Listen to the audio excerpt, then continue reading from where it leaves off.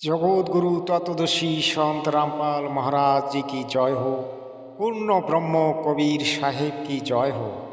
आज जगतगुरु श्रीचरणे प्रणाम जानिए आमी आज दीनकृष्ण ठाकुर महाशয়ের কথা কীর্তন থেকে জানার চেষ্টা করব ভক্তি তত্ত্বকথা এবং গোপাল কৃষ্ণ গাইন নামে একজন কীর্তনিয়া আছেন। তিনি দীনকৃষ্ণ ঠাকুরের বিরোধী পক্ষ। তিনি দীনকৃষ্ণ ঠাকুর সম্পর্কে অনেক বাজে কথা বলেন। আমরা তার কথাগুলিও শুনব। ভক্তি তত্ত্ব নিয়ে আজকে যে তত্ত্বটি আলোচিত হবে অত্যন্ত গুরুত্বপূর্ণ। এই ভিডিওটি আজকে ইম্পর্টেন্ট হতে চলেছে। আপনারা ভিডিওটিতে শেষ পর্যন্ত থাকবেন।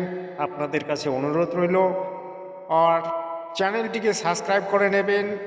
এই কারণে আপনারা যে সত্যটিকে জানার চেষ্টা করেন সেই সত্যটি এই চ্যানেলের মাধ্যমে আপনাদেরকে জানানো হয়। আপনাদের কাছে অনুরোধ রইল অবশ্যই আপনারা ভিডিওটিতে শেষ পর্যন্ত থাকবেন।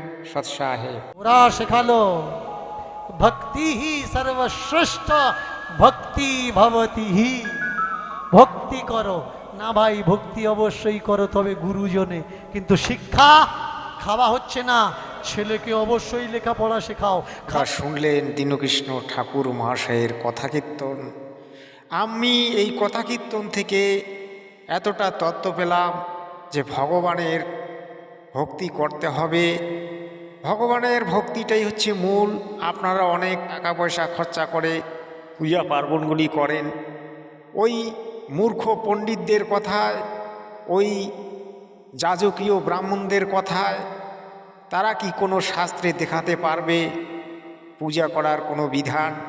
তারা কি বেদে দেখাতে পারবে 1 লাখ টাকা খরচা করে পূজা করার বিধান? এগুলি হচ্ছে পাখণ্ড। পাখণ্ড শব্দটির অর্থ আপনারা হয়তো অনেকে জানেন না।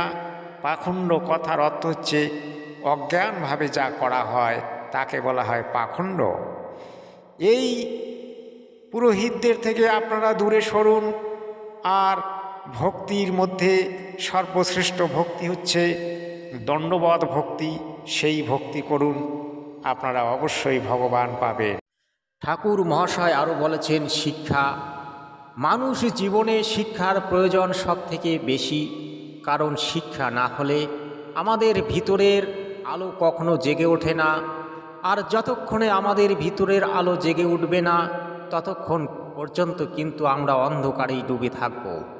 কারণ ওই মূর্খ পণ্ডিত, ওই মূর্খ পুরোহিতরা আমাদেরকে ঠগিয়ে ঠগিয়ে তারা আমাদের ধন সম্পদ লুট করে নিয়ে যাবে। আর ধর্মের দোহাই দিয়ে, কর্মের দোহাই দিয়ে, এগুলো দোহাই দিয়ে তারা আমাদেরকে লুট করে যাবে।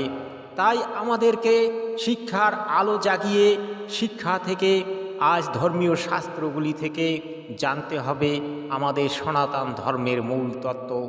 আমাদের বেদ কি বলছে, আমাদের 6টি শাস্ত্র কি বলছে, আমাদের 18 পুরাণ কি বলছে। হে বাংলার মানুষ, আপনারা জেগে উঠুন, সত্যটাকে জানার চেষ্টা করুন। আর ওই মূর্খ পুরোহিত, ওই পাখণ্ডীদের কাছ থেকে দূরে সরে আসুন। আর সন্তরাম পাল মহারাজের শিষ্য হয়ে আপনারা সৎ ভক্তিতে যুক্ত হন। সন্তরাম পাল মহারাজজি ওই পাখণ্ডীদের বিরোধিতা করে আজ জেলে আছেন, কিন্তু তিনি জেল থেকে অচিরেই বেরিয়ে আসবেন আর সমস্ত পাখণ্ডীদের ভাণ্ডাফোড় করে দেবেন। তিনি এই পাখণ্ডীদের পাখণ্ডকে চিরকালের জন্য মুছে ফেলে দেবেন। যারা সতীদাহ প্রথাকে এই ধর্মে নিয়ে এসেছিল, যারা আমাদের মা বোনদের উপর অত্যাচার করেছিল, তাদের বিরুদ্ধে রুখে দাঁড়াতে হবে। সমাজে পণ প্রথার বিরুদ্ধে রুখে দাঁড়াতে হবে। সমাজের কুসংস্কারগুলিকে ছুঁড়ে ফেলে দিতে হবে। আপনারা এগিয়ে আসুন।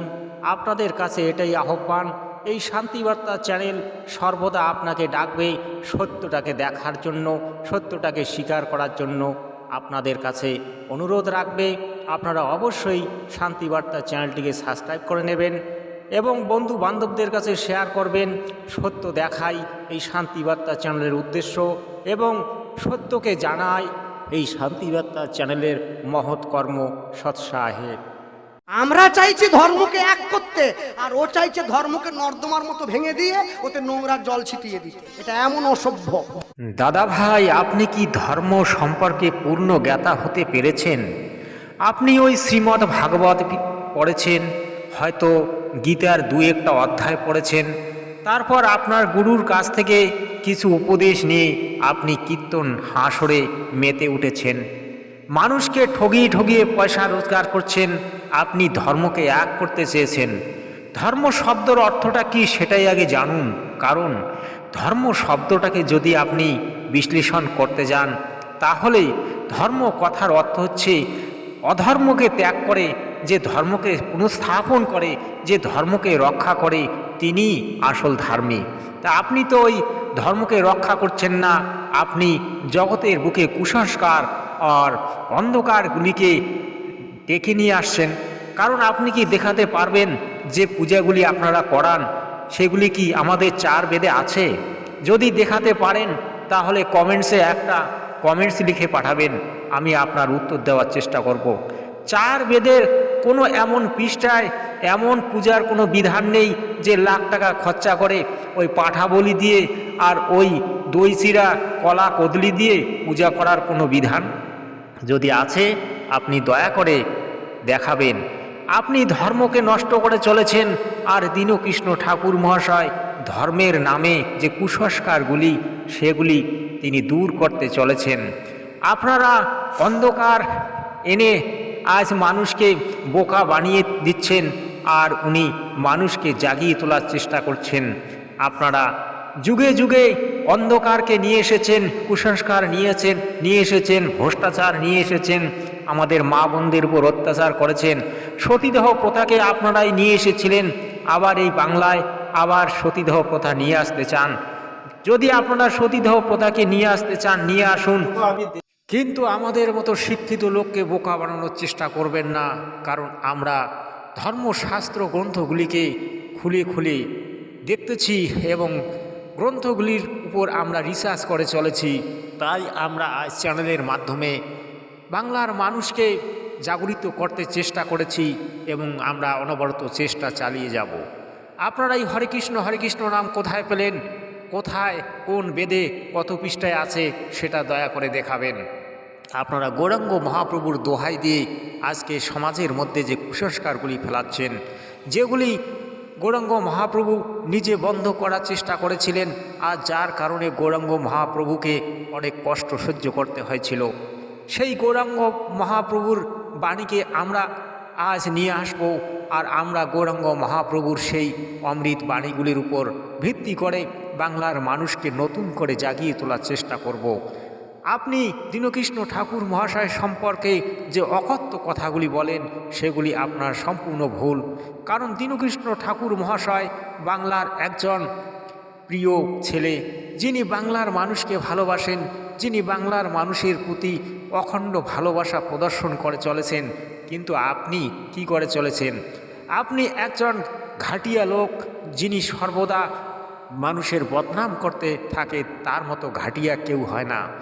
অর্থাৎ আপনি যদি এত বড় অভিজ্ঞ ব্যক্তি, তাহলে সমস্ত শাস্ত্রের মাধ্যম দিয়ে আপনি প্রমাণ করে দেন যে দীনকৃষ্ণ ঠাকুর মহাশয় ভুল বলছে। আপনি সমস্ত শাস্ত্র গ্রন্থগুলির পৃষ্ঠাগুলিকে জনসমাজের মধ্যে প্রকাশ করুন এবং কত পৃষ্ঠায় কোন বেদে কত শাস্ত্রের মধ্যে আছে সেটা দেখিয়ে দিন। আপনি তবেই এই সমাজের মধ্যে একজন গণ্যমান্য ব্যক্তি হবেন। কিন্তু আপনি বেকার চিল্লাহাল্লা করেন না, কারণ আপনার কথাগুলি আমাদেরকে ভালো লাগে না। তাই আপনার কাছে আমার অনুরোধ যে কিছু বলার আগে ভেবে চিন্তে বলবেন। আর যদি আপনি সত্যিকারেই দীনকৃষ্ণ ঠাকুরের সম্পর্কে কিছু বলতে চান, তাহলে শাস্ত্রের মধ্যে আপনাকে প্রমাণ দিতে হবে। আমি এটা আপনার কাছে আশা রাখছি। এই বলে আমি এই ভিডিওটি শেষ করছি। সৎ সাহেব।